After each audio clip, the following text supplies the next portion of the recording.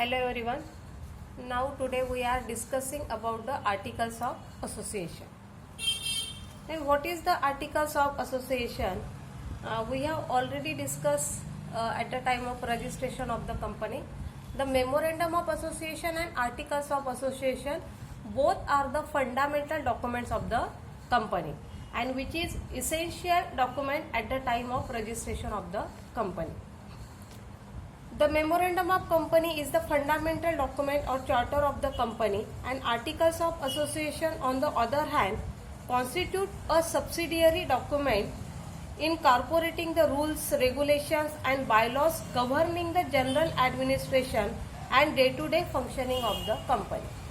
म्हणजेच काय तर आर्टिकल्स ऑफ असोसिएशन हे ॲज अ मेमोरेंडम सारखंच असं एक डॉक्युमेंट आहे की ज्याच्यामध्ये कंपनीचे रूल्स, रेग्युलेशन्स आणि बाय लॉज म्हणजे लॉजनुसार कंपनीचे फंक्शन हे कशा प्रकारे चालणार आहेत ह्या सगळ्या गोष्टी आर्टिकल्स ऑफ असोसिएशन मध्ये दिलेल्या असतात.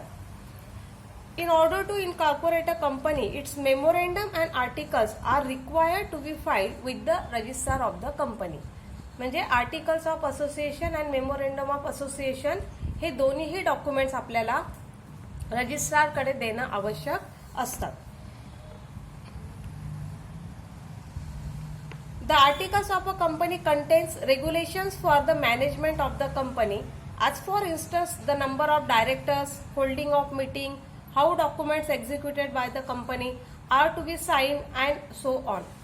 तर ह्या आर्टिकल्स मध्ये ही सर्व इन्फॉर्मेशन दिलेली असते की ज्यामध्ये कंपनीचे मीटिंग्स कशा प्रकारे घेतल्या जाणार आहेत, कंपनीचे रेग्युलेशन्स काय असणार आहेत, डायरेक्टर्स कोण असणार आहेत, किती डायरेक्टर्स कंपनीचे असणार आहेत, ही सर्व इन्फॉर्मेशन ह्या आर्टिकल्स मध्ये दिलेली असते. त्याचप्रमाणे हे आर्टिकल्स ऑफ असोसिएशन हे प्रत्येक कंपनीचं वेगळं असतं. तर कंपनी लॉनुसार शेड्यूल 1 सब टेबल FGHI मध्ये वेगवेगळे फॉर्मॅट दिलेले की कंपनी लिमिटेड बाय गॅरंटीसाठी वेगळा फॉर्मॅट, लिमिटेड बाय शेअरसाठी वेगळा फॉर्मॅट, असे वेगवेगळे फॉर्मॅट कंपनी लॉ मध्ये फर्स्ट शेड्यूल मध्ये दिलेले आहेत आणि त्या फॉर्मॅटमध्येच हे आर्टिकल कंपनीला तयार करून द्यावं लागतं.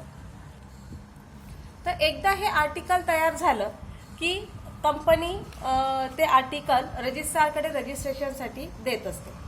Articles of association is a document containing rules and regulation for the administration of the company. म्हणजे कंपनीचा प्रशासकीय कारभार म्हणजे कंपनीचा आतमधला जो कारभार आहे तो कशा प्रकारे चालणार आहे हे सर्व आर्टिकल्स ऑफ असोसिएशन मध्ये मेन्शन केलेलं असतं. Section 2 clause 5 defines the articles of association of a company as originally framed or as altered from time to time or applied in pursuance of any previous company's law of this act. म्हणजे असं एक article आहे जर वेळोवेळी कंपनीला जर त्याच्यामध्ये काही चेंजेस करायचे असले तर कंपनीच्या रूल्स रेग्युलेशन्स नुसार आणि इतर शेअर होल्डरची वगैरे परमिशन घेऊन कंपनी त्या आर्टिकल्स मध्ये अल्टरेशन म्हणजे चेंजेस करू शकते. All kinds of companies are required to file articles of association along with the memorandum of association with the registrar of the company and at the time of registration. तर हे जे documents आहे तर ते कंपनीला रजिस्ट्रारकडे register करणं आवश्यक असतं. आता articles of association plays a subsidiary part of the memorandum of association. म्हणजे काय तर मेमोरेंडम ऑफ असोसिएशनचा सब पार्ट आहे articles of association. Anything done beyond the articles of association will be considered to be irregular and may be rectified by the share holders. म्हणजे जसं आपण memorandum of association मध्ये बघितलं की जर मेमोरेंडमच्या बाहेर जाऊन कंपनीने एखादा ऍक्ट केला तर तो अल्ट्रा व्हायरस होतं.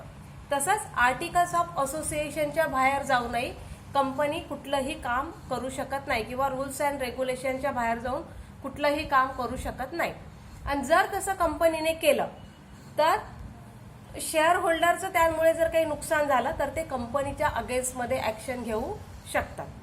The content of articles of association may differ from the company to company as the act has not specified any specific provision.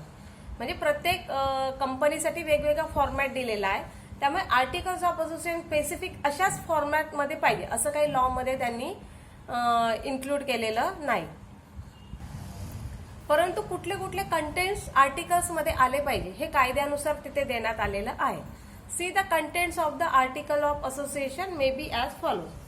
The articles set out the rules and regulations framed by the company for its own working. The article should certain generally the following matters. कुठले matters तर company त्याच्यामध्ये देऊ शकते की share capital of the company, म्हणजे share capital कंपनीचं कसं आहे, किती शेअर कॅपिटल कंपनीचं आहे. त्याच्यानंतर लीन ऑन शेअर्स, म्हणजे शेअर्सवर कंपनी किती लोन घेऊ शकते, देऊ शकते. त्याच्यानंतर कॉल्स ऑन शेअर्स, म्हणजे कंपनीला जर शेअर विक्रीला काढायचे असतील तर कंपनी त्यासाठी मेंबर्सला कॉल करू शकते. त्याच्यानंतर आर्टिकल्समध्ये हेही मेन्शन केलेलं असतं की transfer and transmission of shares, म्हणजे आपले शेअर्स आपण कोणाला ट्रान्सफर करू शकतो का. Forfeiture of the shares, surrender of the shares, म्हणजे शेअर होल्डरकडनं शेअर जप्त करायचे असतील, फोरफिच करायचे असतील, सरेंडर करायचे असतील शेअर्स, तर ह्या प्रत्येक गोष्टीची माहिती आर्टिकल्समध्ये दिलेली असते. त्याचप्रमाणे general meetings of the company, म्हणजे कंपनीच्या जनरल मीटिंग कधी घेतल्या जातील, कोणाकोणासाठी जनरल मीटिंग असतील. त्यानंतर अल्टरेशन ऑफ द कॅपिटल, जर कंपनीच्या कॅपिटलमध्ये काही चेंजेस करायचे असतील, कॅपिटल वाढवायचं असेल, कमी करायचं असेल, तर या सर्वांबाबतीत आर्टिकल्समध्ये इन्फॉर्मेशन दिलेली असते. त्यानंतर डायरेक्टर्स ऑफ द कंपनी, कंपनीचे डायरेक्टर कोण आहेत, किती डायरेक्टर कंपनीचे आहेत, या सर्वांची माहिती आर्टिकल्समध्ये दिलेली असते.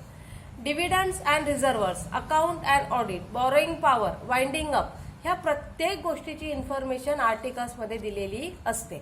म्हणजे कंपनीचं अकाउंट अँड ऑडिट कशा प्रकारे तपासलं जाणार, त्यांचं फायनान्शियल इयर कसं असणार आहे, त्यांचा कंपनीचा सीए कोण असणार आहे, तर ह्या म्हणजे जो चार्टर्ड अकाउंटंटच असला पाहिजे कंपनी लॉनुसार, तर तो कोण असणार आहे, ह्या प्रत्येक गोष्टीची माहिती त्याच्यामध्ये दिलेली असते. आता काही कंपन्या असतात की त्या एका लिमिटेड पर्पजसाठी तिथे तयार झालेल्या असतात. ते पर्पज पूर्ण झालं की त्या कंपन्या मग ऑटोमॅटिक तिथे बंद होतात, म्हणजे तिथे त्यांना वेगळं काही करण्याची गरज नसते.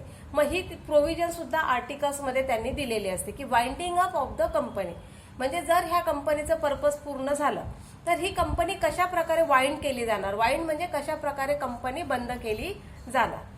ह्या सगळ्या information content of articles of association मध्ये दिलेल्या असतात.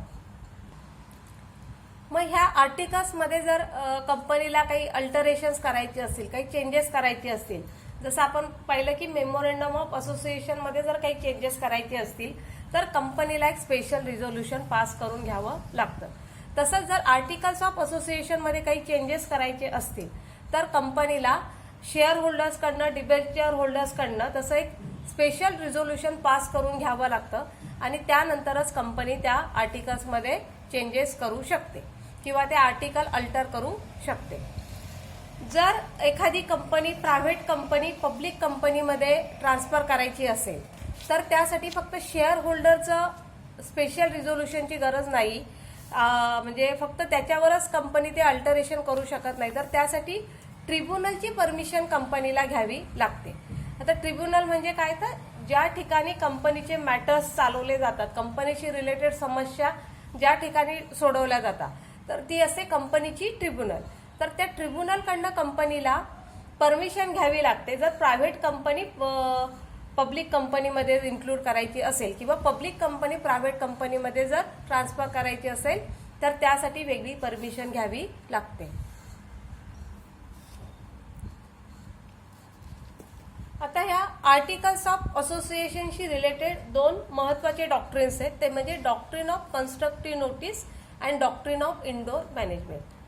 First we will discuss about the doctrine of constructive notice. आता कन्स्ट्रक्टिव्ह नोटीस मीन्स व्हॉट, ज्यावेळी एखादा थर्ड पर्सन म्हणजे एखादा कॉन्ट्रॅक्टर असेल किंवा एखादा इन्व्हेस्टर असेल, शेअर होल्डर असेल, डिबेंचर होल्डर असेल आणि त्या व्यक्तीला जर कंपनीशी एखादा बिझनेसशी रिलेटेड एखादं डीलिंग करायचं असेल तर त्या व्यक्तीला कंपनीशी रिलेटेड सर्व इन्फॉर्मेशन मिळणं आवश्यक असतं. मग ती इन्फॉर्मेशन त्या व्यक्तीला कुठून मिळेल, तर त्याला ती the doctrine of constructive notice म्हणजे ह्या कन्स्ट्रक्टिव्ह नोटीसमधनं त्या व्यक्तीला ती इन्फॉर्मेशन मिळू शकते. तर constructive notice means what, the articles of association and memorandum of association हे जे दोन डॉक्युमेंट्स आहेत तर त्याला कन्स्ट्रक्टिव्ह नोटीस असं म्हटलं जातं. ज्या व्यक्तीला कंपनीमध्ये इन्व्हेस्टमेंट करायची आहे तर त्याला हे 2 डॉक्युमेंट कंपनीकडनं कधीही मिळू शकता.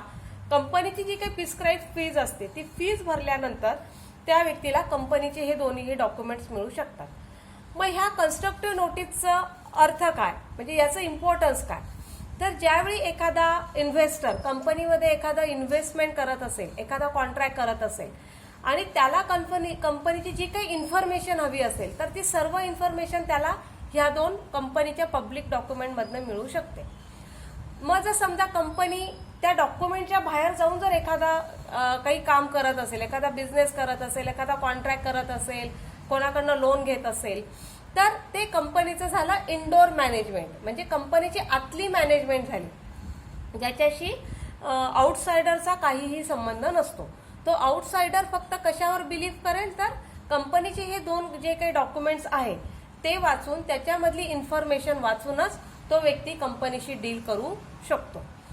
मग ह्या कन्स्ट्रक्टिव्ह नोटीसमध्ये दिलेले जे काही गोष्टी आहेत ते प्रत्येक गोष्टी त्या इन्व्हेस्टरने आधी माहिती घेणं आवश्यक असतं. नंतर तो असा डिफेन्स घेऊ शकत नाही की आम्ही हे 2 डॉक्युमेंट वाचलेच नव्हते, याच्यामध्ये कंपनीला काय पॉवर आहेत ह्या आम्ही बघितलेल्याच नव्हत्या, तर असा डिफेन्स तो घेऊ शकत नाही. त्यामुळे जे काही त्या कन्स्ट्रक्टिव्ह नोटीसमध्ये दिलेलं आहे त्याच्यामध्ये राहूनच इन्व्हेस्टर कंपनीशी कुठलंही डील करू शकतो. आणि जर त्याच्या बाहेर जाऊन एखादं डील केलं आणि त्या इन्व्हेस्टरचं जर काही नुकसान झालं तर त्याला कंपनी जबाबदार राहत नाही. हे झालं कन्स्ट्रक्टिव्ह नोटीस, म्हणजे हे कंपनीच्या फायद्यासाठी आहे.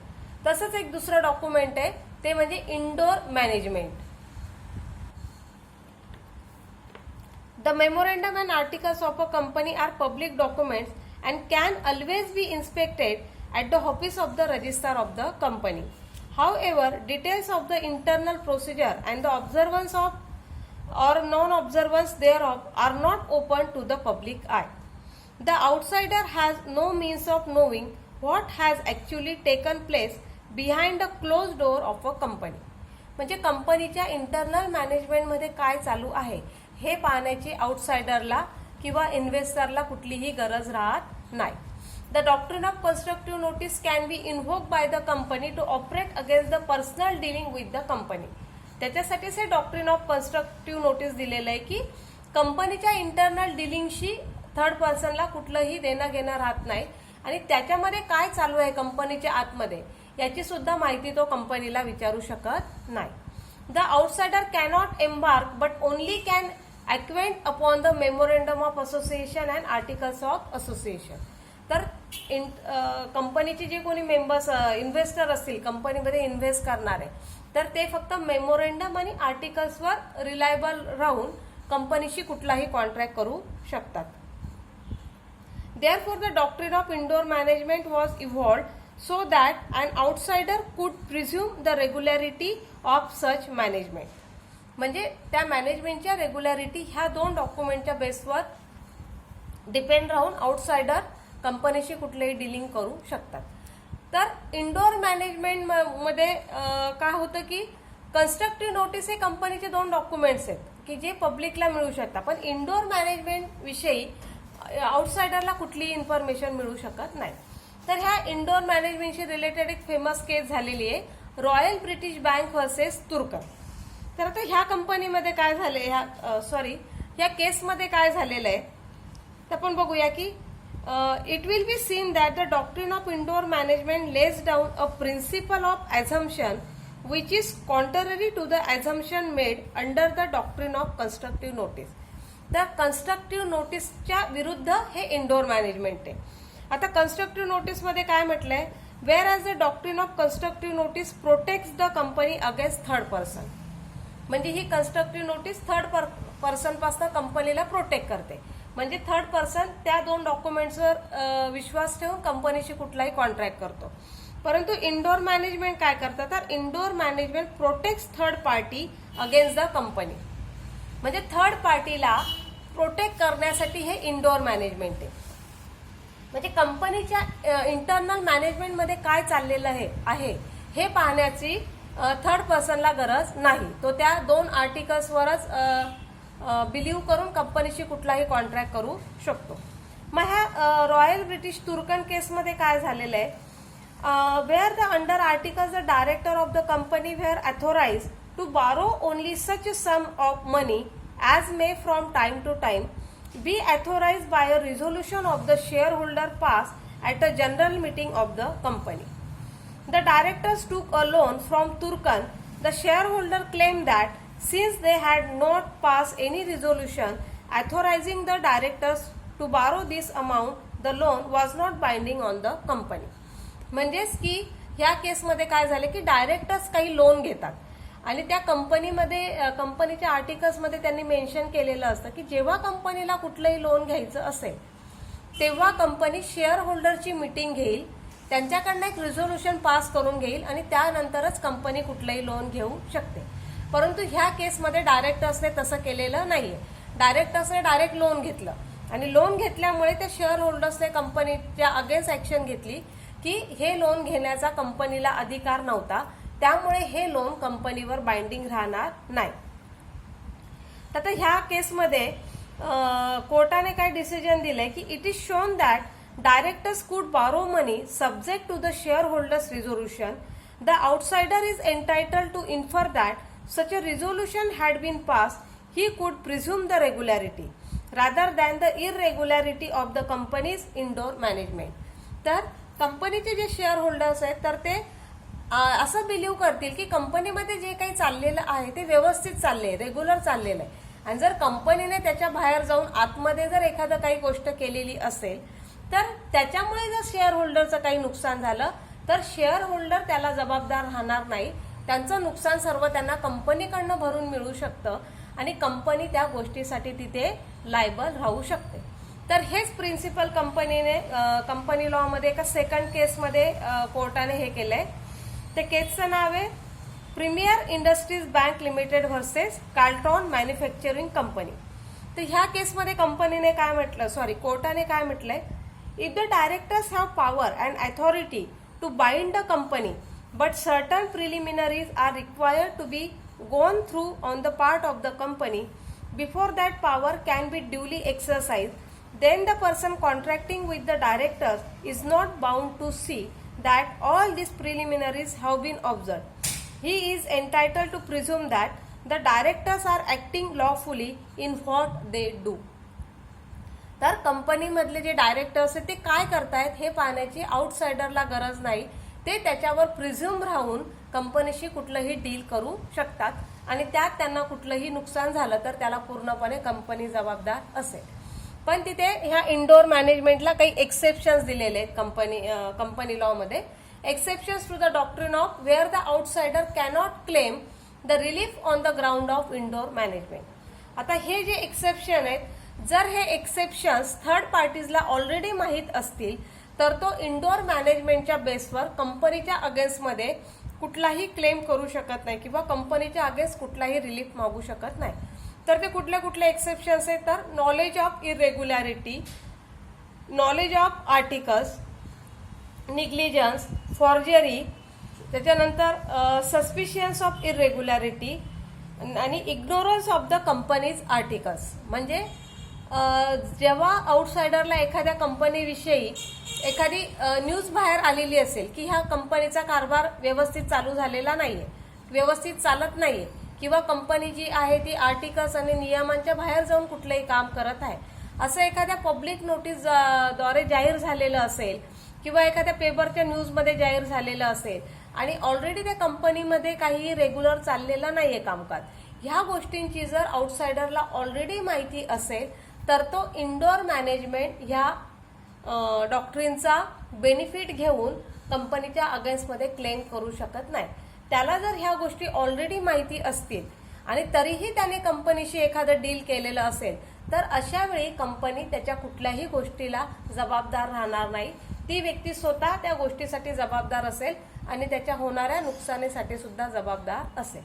तर हे दोन महत्वाचे इम्पॉर्टंट डॉक्युमेंट आहे कंपनी लॉ मधले, that is articles of association and memorandum of association. तर ह्या तिघही डॉक्युमेंट्समध्ये जे मेन 3 डॉक्ट्रिन दिलेले आहेत, एक आपण पाहिलं doctrine of ultra virus, doctrine of constructive notice आणि डॉक्ट्रिन ऑफ इंडोर मॅनेजमेंट. तर या खूप महत्वाच्या कन्सेप्ट आहेत ज्या तुम्ही पुस्तकामध्ये अभ्यास करताना डिटेलमध्ये वाचणं गरजेचं आहे.